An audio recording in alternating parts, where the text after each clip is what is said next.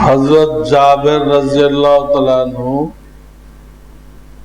নবী করিম সাল্লাল্লাহু আলাইহি সাল্লামের ইরশাদ বর্ণনা করেন যে পাঁচ ওয়াক্ত নামাজের উদাহরণ এইরূপ, যেমন কাহারো দরজার সম্মুখে একটি নহর আছে, নদী আছে, যাহার পানি প্রবাহমান এবং খুব গভীর। সে উহাতে প্রতিদিন 5 বার গোসল করে, তাহলে তার শরীরে কি কোনো ময়লা বাকি থাকবে? আমরা তো একবার করি, এ লোক করে 5 বার। তো 5 ওয়াক্ত নামাজের এই উদাহরণ দেওয়া হয়েছে। 5 ওয়াক্ত নামাজের মাঝখানে আমাদের দ্বারা কিছু গুনাহ হয়ে যায়, ওই নামাজের দ্বারা সেটা আবার কি হয়ে যায়? মাফ হয়ে যায়। গুনাহে সগীরা সেটা মাফ হয়ে যায়। তো শর্ত হলো নামাজ সুন্দর করে পড়তে হবে। নামাজ যদি অসুন্দর করে পড়া হয়, এর দ্বারা কোনো মাপটাপ হয় না। সেই নামাজকে আরো পুরানা ন্যাকড়ার মতো পেঁচায়ে ওর মুখে মানে, আর নামাজ তার জন্য বদদুয়া করে, বলে জয়্যাক আল্লাহ কামা জয়্যাতানি, আল্লাহ তোকে ধ্বংস করুক, তুই আবার নষ্ট করছিস। এই জন্য নামাজ সুন্দর করতে হয়, নামাজের প্রশিক্ষণ নিতে হয়।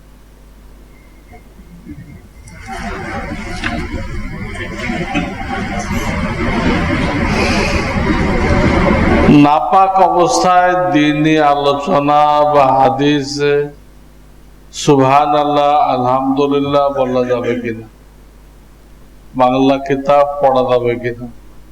যাবে। নাপাক অবস্থায় একটা হলো ছোট নাপাক, যাতে উযু ফরজ হয়, আর হলো বড় নাপাক, যেটাতে গোসল কি হয়।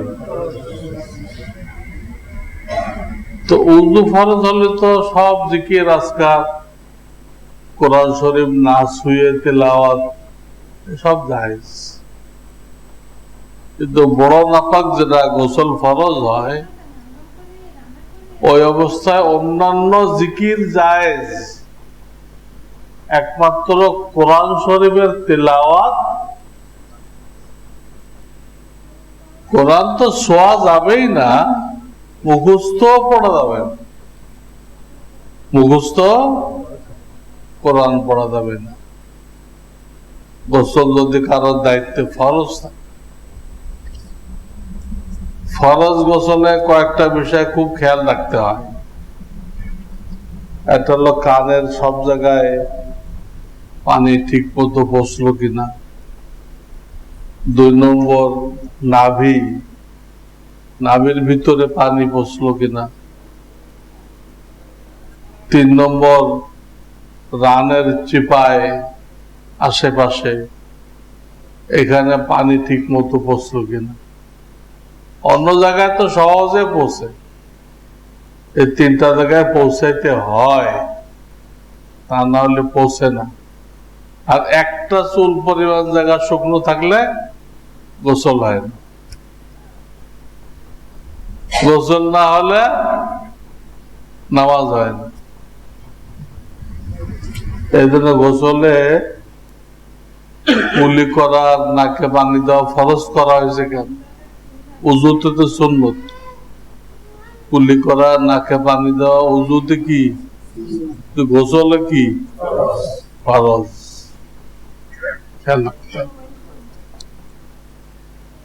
আমার কিছু আত্মীয় আমার মা বাবার ক্ষতি করার জন্য কুফরি কালাম করে, এর থেকে বাঁচার উপায় কি?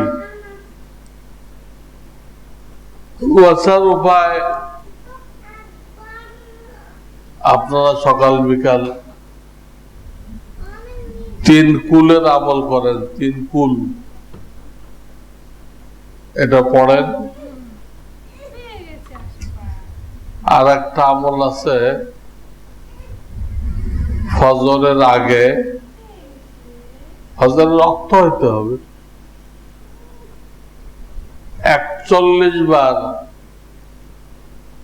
সূরা ফাতিহা পড়তে হয়,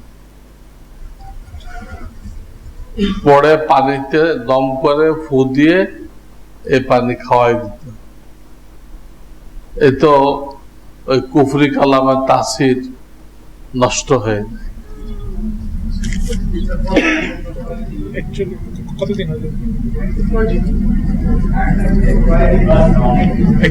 দিনের খাস নেই, এটা 1 সপ্তাহ হইতে পারে, 10 দিন হইতে পারে। তার হালাত দেখবেন, হালাত ঠিক হয়ে গেছে, তার দরকার নেই। আমার বেশিরভাগ সময় বা নামাজে আন্ডার প্যান্ট নাভির উপরে থাকে ও পায়জামা নাভির নিচে থাকে, তাহলে কি আমার ফরজ তরক হবে? না, একটা যখন নাভির উপরে আছে তো সদর তো ঢেকে গেছে। কিন্তু আসল তরিকা হলো যে আপনার প্যান্টটাও নাভি পর্যন্ত হবে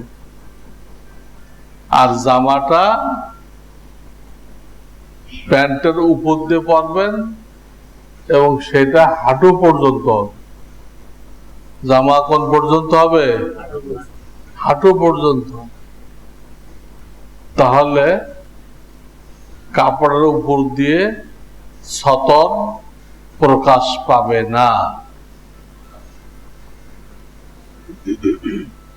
যার পীর নাই তার পীর শয়তান, কথাটা কি সত্য? পীরের মুরিদ না হয়ে মারা গেলে সে কি নিশ্চয় কাফের? সে কি জান্নাতে যাবে? এটা কোন হাদিস কোরআন না। যার পীর নেই তার পীর শয়তান, এটা এমনি প্রসিদ্ধ হয়ে গেছে। এর দ্বারা পীরের গুরুত্ব বোঝানো উদ্দেশ্য, যে পীর থাকা উচিত। থাকলে এই লোকটা হঠাৎ বেঈমান হইতে পারে না। নতুন নতুন মতবাদ তৈরি হয়, নতুন নতুন মতবাদ ইসলামের নামে লোকেরা খাড়া করে, আর পাবলিক ওটা বিশ্বাস করে ইমান হারাই ফেলে। তো যদি তার কোনো শায়েখ থাকতো, মুরব্বী থাকতো, তাহলে এই নতুন মতবাদ শায়েখকে জিজ্ঞাসা না করে বিশ্বাস করত না। যা শুনবেন আগের থেকে বিশ্বাস করবেন, আগে তাহকিক করবেন ঠিক কিনা। মধুর নামে বিষ খাওয়ানো হইতেছে, মধুর নামে বিষ খাওয়ানো হইতেছে, ইসলামের নামে কুফরি শিক্ষা দেওয়া হইতেছে। এই জন্য একটা দুটা দল কাজ করতেছে না, বহু দল কাজ করতেছে। এগুলো সব ইহুদি খ্রিস্টানদের সৃষ্ট, তারা পাঠাইছে। এই জন্য বর্তমান সময়টাকে ফিতনার জামানা বলা হয়, কঠিন সময় বলা হয়। এই সময় সবচেয়ে বড় দায়িত্ব হলো ঈমান রক্ষা করা। ঈমানটাই তো আসল পুঁজি। আমলের ত্রুটি তো ক্ষমাযোগ্য, ঈমানের ত্রুটি ক্ষমাযোগ্য না। এটা যাতে নষ্ট না হয় বড় সতর্ক থাকতে হবে। কোন নতুন কথা গ্রহণ করবেন না যাচাই বাছাই ছাড়া।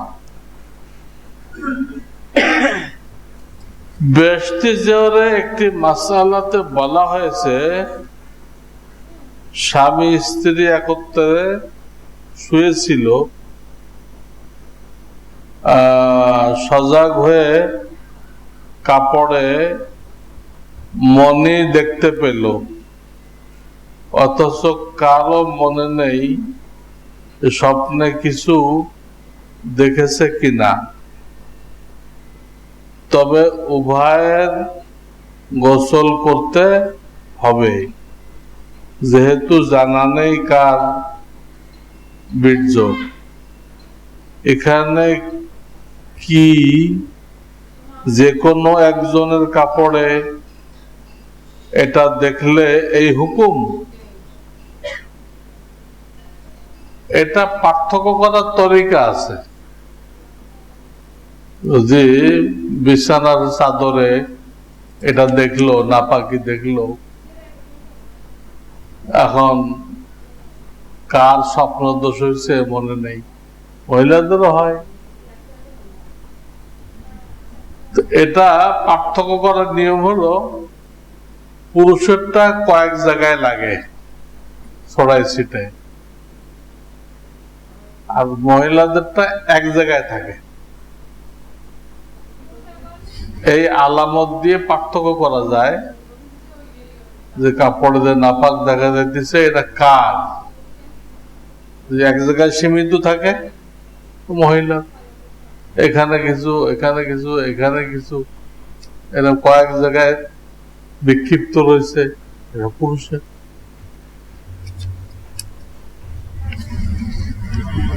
আমি গার্মেন্টসে চাকরি করি, সেখানে মহিলা শ্রমিক আছে, আমি কিভাবে নজর হেফাজত করব?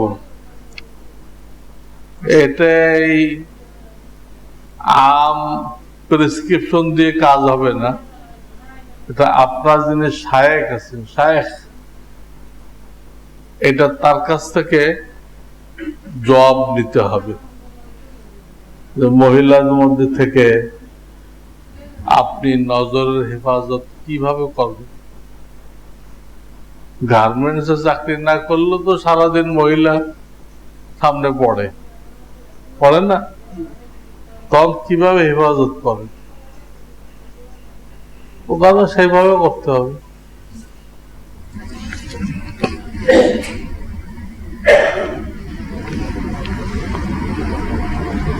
যার কথা হলো, ইচ্ছা করে কোন পণ্য নারীর থেকে কোন রকম মজা নেওয়া, অন্তরে একটা মজা নেওয়া, এটাই জেনা। এটা জেনা, এটা কোনো সুরত নেই। এই জন্য পুরুষকে আল্লাহ তাআলা 4টে পর্যন্ত বিবাহ করার অনুমতি দিয়ে রাখছে। যদি তোমার তৌফিক থাকে 4টা পর্যন্ত কর, কিন্তু অন্যটার দিকে যাও কেন? আল্লাহ জমিনে বেগানা মহিলা থাকবে, এগুলো মানসিক রোগী।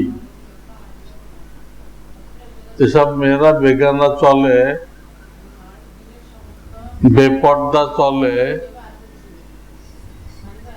এরা হলো মানসিক রোগী। এই কারণে এই হাল হয়েছে। যদি দ্বীনি মজলিসে আসে তাতেও চিকিৎসা হবে, আবার হোমিওপ্যাথির চিকিৎসা আছে এই মানসিক রোগীদের। সেই চিকিৎসা করলে তাদের মধ্যে শালীনতা আসবে। এরকম নিজের অঙ্গ প্রত্যঙ্গ অন্য কাউকে দেখাবেন, উগ্রভাবে চলাফেরা করবে না।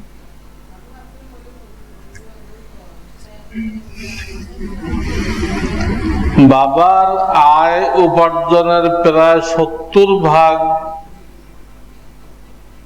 হালাল, বাকিটা হারামে মিশ্রিত ও সন্দেহজনক। এখন পিতা যদি কোনো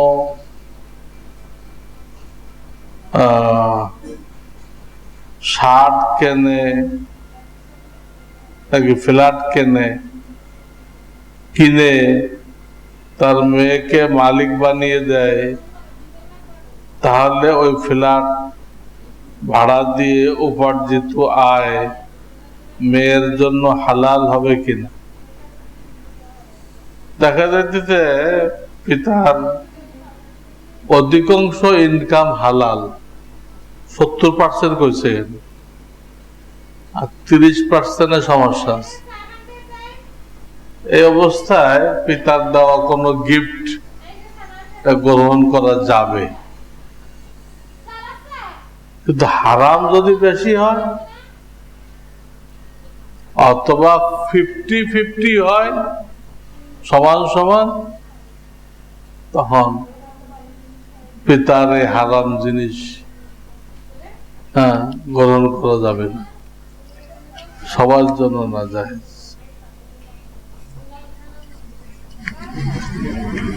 আমার বয়স 27-28 বছর। এখন ইবাদত করলে কি ওই যুবকদের কাতারে আরশের নিচে ছায়া পাবো? আল্লাহ দিতে পারে। আপনি এখন থেকে ঠিক মতো ইবাদত করেন, আর 28 বছর, তাহলে 14 বছরের আপনার নামাজ রোজার উমরিকা যা আদায় করতে হবে, 14 বছরের। এটা করে পিছনটার কাফারা করে দেন, তাহলে আশা করা যায় আল্লাহ ওই কাতারে রাখবেন।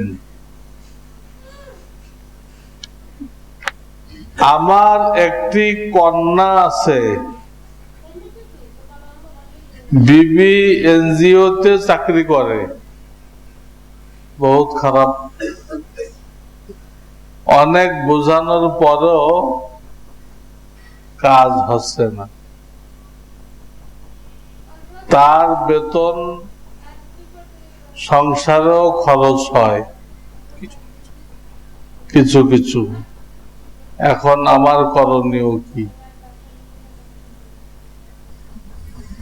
করণীয়, যেহেতু স্ত্রীর উপরে আপনার প্রভাব খাটে, শরিয়াতে স্ত্রী আপনার অধীনে,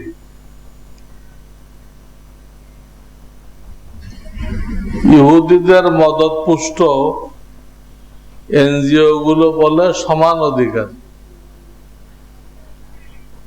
সমান অধিকার ধারণা ইসলামে গ্রহণযোগ্য না।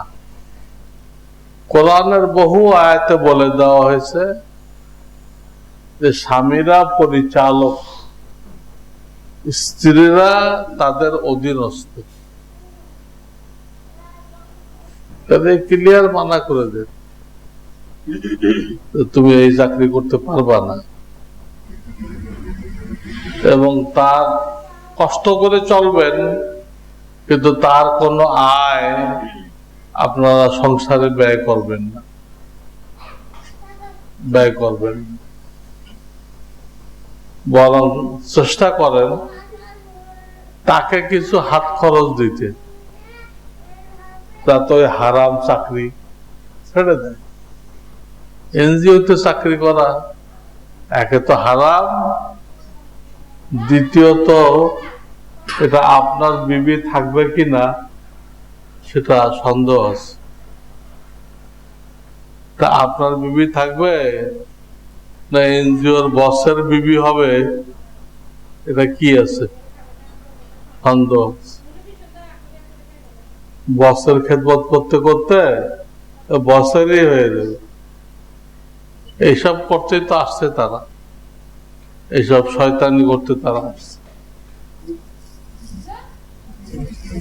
এই জন্য যুবকদেরকে চাকরি দেওয়া না। হাজার হাজার লাখ লাখ যুবক বেকার ঘুরতেছে, তারা কোটা নিয়ে আন্দোলন করলো, চাকরিতে আমাদের কোটা বাড়াই দেওয়া হোক। এটা সহি আন্দোলন ছিল। সরকারে আজে বাজে লোক ঢুকাই রাখছে, অথচ স্কুলে পড়াইতেছে। এখানে সরকারের একটা ওয়াদা আছে, অঘোষিত ওয়াদা আছে সরকারের। তোমরা, আমি যে শিক্ষা চালু করছি সরকার, আমারটা শেখো, তোমার চাকরি দেওয়া আমার দায়িত্ব। স্কুল সরকার চালায়, সেটা অঘোষিত ওয়াদা আছে, কিন্তু কোটা এরকম বানায় রাখছে। হ্যাঁ, মুক্তিযোদ্ধার জন্য এত, ল্যাংড়া লুলার জন্য এত, অমুকের জন্য এত, এই করতে করতে ছাত্রদের কোটা হয়ে গেছে একদম সীমিত। এদের আর কোন রিক্সা চালানো ছাড়া, এম.কম বিকম পড়ে রিক্সা চালানো ছাড়া আমাদের দেশের যুবকের আর কিছু করার নেই। ইন্টারভিউ দিবে, কোনো লাভ নেই। ইন্টারভিউতে ফার্স্ট হয়ে গেল, লাভ নেই। আর 10 নম্বরে কিন্তু সরকার দলীয়, ওই 10 নম্বরকে নিবে। আপনি 1 নম্বর হয়েছেন, আপনাকে নেবেন, 10 নম্বরকে নেবে। অথবা দেয়, হ্যাঁ, স্পিড মানি দিতে পারছে, স্পিড মানি, টাকা নিবে, আপনাকে নেবেন। এমন পড়া এটা, যেটা পড়ে বেকার ঘোরাফেরা ছাড়া কোনো রাস্তা নেই। আলহামদুলিল্লাহ, এখন পর্যন্ত আমাদের মাদ্রাসায় যারা পড়াশোনা করে কেউ বেকার থাকে না। আল্লাহ তাকে কোনো না কোনো ব্যবস্থা করে দিচ্ছে। কমই মাদ্রাসায় পড়ুয়া কোন লোক বেকার নেই, চাকরি পায় নেই, এরকম নেই। কিন্তু সরকারের লাইনে লক্ষ লক্ষ বেকার, তাদেরকে চাকরি দিবে না, দিবে কাদেরকে? মহিলাদেরকে। আরে আল্লাহ কি মহিলাদেরকে ইনকাম করতে কইছে? তাকে তো অন্য দায়িত্ব দিছে, তাকে মাসে 10 দিন হায়েজ পালন করতে হবে, এটা দায়িত্ব। তাকে সন্তান পেটে রেখে, হ্যাঁ, এটাকে বড় করতে হবে, সন্তান প্রসব করতে হবে, 2-3 বছর এটা লালন পালন করতে হবে, তারপরে যে এই সন্তানকে শিক্ষা দিতে হবে, শিক্ষা দিতে হবে, স্বামীর ঘর গোছায় রাখতে হবে, স্বামীর খেদমত করতে হবে। এত দায়িত্ব পালন করে একটা মেয়ে কিভাবে অফিস করবে? স্বামীর খেদমত তার দায়িত্বে, স্বামীর সংসার তার দায়িত্বে, সন্তান পেটে রাখা, মানুষ করা তার দায়িত্বে। এগুলো করে একটা মেয়ে কোনোভাবে চাকরি করতে পারে না।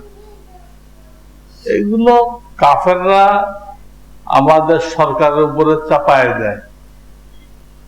তাদের প্ল্যান হলো মহিলাদেরকে রাস্তায় বের করো,